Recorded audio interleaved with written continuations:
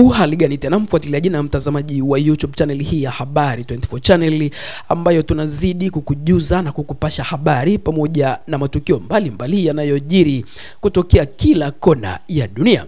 Bado tunazidi kuangazia vita vinavyoendelea kati ya Urusi pamoja na Ukraine, ambapo mapema wiki hii Moscow na Pyongyang zimedhibitisha kile kilichokuwa kikisadikika kwa muda mrefu kuwa wanajeshi wa Korea Kaskazini wanashiriki kikamilifu katika operation za kijeshi za Urusi.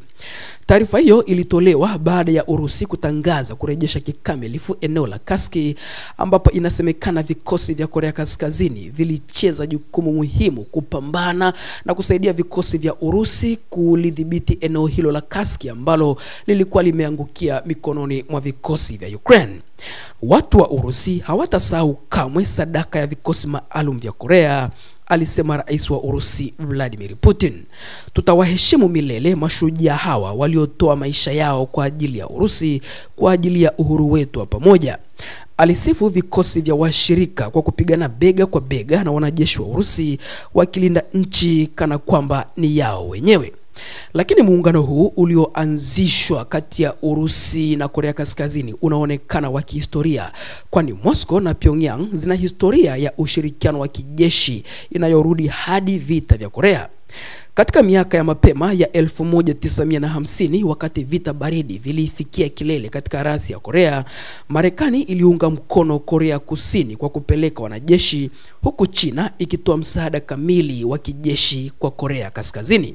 Kwa upande wake, muungano wa Kisovieti, ingawa rasmi ulikuwa haufungamani na upande wowote, ulipigana vita vyake vya kivuli, si kwa maneno bali kwa injini za ndege na chuma. Mizinga ya Kisovieti, vizindua roketi vya kutusha na silaha ndogo ndogo zilimiminika Korea Kaskazini, vikilipa uhai jeshi lake lililokuwa likihangaika.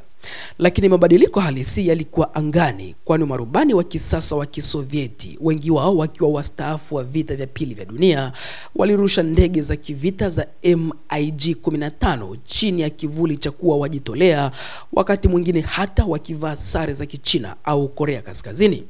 Vikosi hivi vilipambana na ndege za Marekani za F-86 Sabre katika mapambano makali juu ya anga ya Korea. Jeshi la 64 la anga la Umoja wa Kisovieti, ikiwa na vikosi vya kupambana na ndege na vikosi vya mawasiliano, lilicheza jukumu muhimu katika vita hivyo vya angani. Uhusiano huo ulioundwa wakati huo haukupotea kabisa, na sasa miongo kadhaa baadaye ni Korea Kaskazini inayokuja kusaidia Urusi.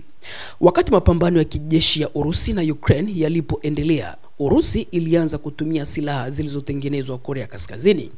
Ikiwa imejitenga na Magharibi, Moscow imekuwa ikizidisha uhusiano na washirika wasio wa Magharibi, na Pyongyang imeibuka kama mmoja wa wasambazaji wake wa kuaminika wa vifaa vya kijeshi.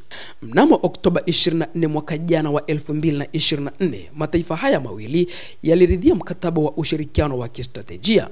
Mkataba huo unalazimisha kila upande kutoa msaada wa kijeshi kwa njia zote zinazopatikana iwapo kutatokea shambulio la silaha. Makubaliano hayo yaliweka msingi wa kupelekwa kwa wanajeshi wa Korea Kaskazini nchini Urusi. Kuhusu waliojeruhiwa vitani chini ya bendera ya Urusi, kiongozi wa Korea Kaskazini Kim Jong-un aliwaita wanajeshi waliopigana huko Kursk mashujaa, akielezea ushiriki wao kama jukumu takatifu la kuimarisha uhusiano na Urusi. Pyongyang inapanga kujenga mnara wa kumbukumbu kwa heshima yao. Ingawa idadi rasmi haijafichuliwa, lakini huduma ya ujasusi ya kitaifa ya Korea Kusini inakadiria kuwa hadi wanajeshi 15,000 wa Korea Kaskazini wamepigana upande wa Urusi. Kulingana na mwandishi wa vita wa Urusi Alexander Kots, alisema kwamba wa Korea Kaskazini walianza kwa mafunzo makali katika maeneo ya mazoezi ya Urusi kabla ya kupelekwa mstari wa mbele. Waliishi katika mazingira ya kijeshi, alisema mwandishi huyo. Mwanzoni walikuwa akiba, kisha wakahamishwa hadi nafasi za kazi zaidi, hatimaye wakishiriki katika mashambulizi ya moja kwa moja. Wanajeshi hao waliripotiwa kuwavutia makamanda wa Urusi kwa nidhamu yao, utaratibu pamoja na uimara, na walikuwa na amri ya kudumu ambayo ni wasikamatwe wakiwa hai. Mwanajeshi mmoja wa Urusi alielezea kuwa mtazamo huu ulimkumbusha wapiganaji wa kikundi cha Wagner ambao walijulikana kubeba mabomu ya mkono kwa tahadhari. Walipokelewa mara moja na wapiganaji wetu wa zamani wa Wagner, alibainisha mwanajeshi huyo. Mwandishi mwingine ajulikanaye kwa jina la Simeon Pegov wa Wogonzo alielezea kuanza kwao mapigano karibu na Kursk kama sinema. Dawn zilirekodi picha za vikosi vikubwa vya Korea Kaskazini vikisonga mbele kwa utaratibu mita 5 hadi 6 kati yao chini ya mashambulizi mazito ya mizinga ya Ukraine, ikiwa ni pamoja na silaha za bomu za cluster. Mwanzoni ilionekana kundi hilo limeangamizwa, lakini saa chache baadaye walionusurika walitokea kutoka kwenye theluji na kuendelea na shambulio. 70% yao walinyanyuka na kusogea mbele wakifunika hadi kilomita 8 kwa siku moja, mwandishi huyo aliripoti, akiongeza kuwa majeruhi walikuwa kadhaa. Kuhusu maisha pamoja na lugha katika eneo la vita kwa wanajeshi hawa wa Korea Kaskazini. Wanajeshi wa Korea Kaskazini walikuwa wakikaa hasa katika wilaya ya kusini ya Sunzhansk huko Urusi, karibu na vijiji vya Plekovo, Guevo pamoja na Korlovka. Kikosi hicho kilijumuisha vikosi maalum, wanajeshi wa kawaida pamoja na kikosi maalum cha uokoaji wa matibabu. Kulingana na chombo cha habari cha Urusi cha Mash, wanajeshi hao waliishi kwa kujitegemea na walikuwa wakiwasiliana kupitia mkalimani maalum. Walikuwa na silaha zilizotengenezwa Korea Kaskazini, ikiwa ni pamoja na kifaa cha mizinga cha milimita 170 cha Koksan. Pia walionja chakula cha Urusi na inasemekana walipenda muziki wa rap wa Urusi. Kizuizi cha lugha kilikuwa changamoto kubwa mwanzoni. Ili kukabiliana na hilo, wanajeshi walijifunza orodha ya amri 20 muhimu za Kirusi kama jilinde, nifunike na fyatua, ili kuwawezesha kufanya mazoezi bila mkalimani. Afisa mmoja wa Urusi aliyejulikana kwa jina la Kondat alisema changamoto kubwa ilikuwa ni kurekebisha mikakati ya mashambulizi ya wanajeshi wa Korea Kaskazini. Walitaka kushambulia kwa safu kama ilivyo kwenye vitabu, alielezea afisa huyo.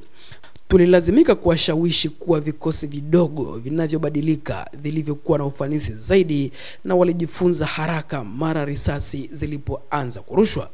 Mara moja wimbi moja liliposimama, lingine lilifuata kwa kasi ile ile na bila hofu, mwanachama mmoja wa kikosi cha Urusi alielezea.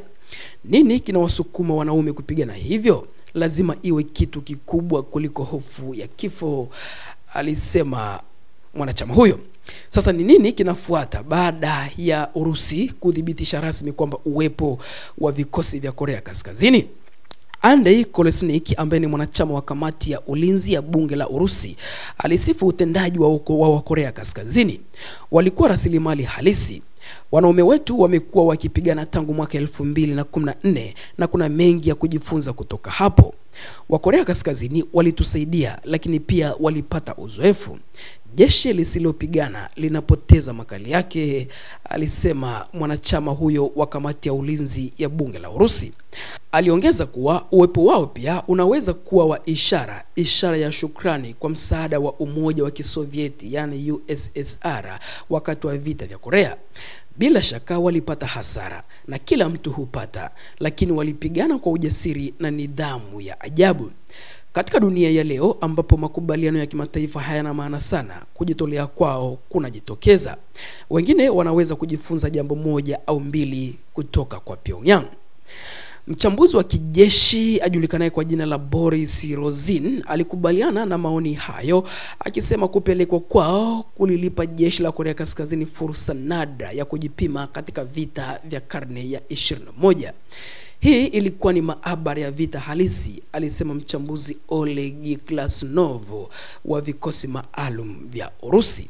Na hayo basi ndiyo yanayojiri huko katika vita hivi kati ya Urusi pamoja na Ukraine, baada ya madai ya muda mrefu kwamba vikosi vya Korea Kaskazini vinapigana sambamba na vikosi vya Urusi, ambapo Urusi ilikuwa inakanusha madai hayo, lakini hatimaye Urusi imedhibitisha hilo kwamba kuna uwepo wa vikosi vya Korea Kaskazini ambavyo vinatoa msaada kwa vikosi vya Urusi. Tutazidi basi kukujuza zaidi na zaidi kile ambacho kinaendelea katika mashambulizi hayo au vita hivyo kati ya Urusi pamoja na Ukraine. Kama bado huja subscribe kwenye YouTube channel hii, unaweza ukafanya hivyo kwa kubofya neno subscribe, na tutaendelea kukujuza zaidi na zaidi habari pamoja na matukio mbalimbali yanayojiri kutokea kila kona ya dunia.